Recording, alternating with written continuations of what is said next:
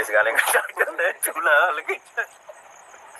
तो चूल्हा अलगे जरी बहुत जल्द आ रहा है। नमस्कार दोस्तों, बहुत ही बवाल और धमाल मचाने वाला पावर स्टार पवन सिंह का गाना आ रहा है, जो कि भैया गाना को गाए हैं पावर स्टार पवन सिंह जी। और इस वीडियो गाना में नजर आने वाले हैं पावर स्टार पवन सिंह और क्वीन शालिनी, जो कि एकदम बहुत ही बवाल धमाल मचाने वाला गाना होने वाला है।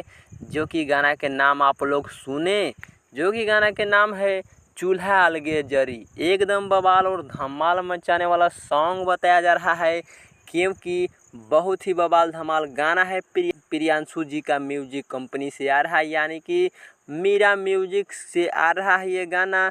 नया चैनल से गाना आने वाला है। देखते हैं गाना बवाल धमाल मचाता है क्या करता है। एकदम बहुत ही बवाल धमाल मचाने वाला गाना बताया जा रहा है।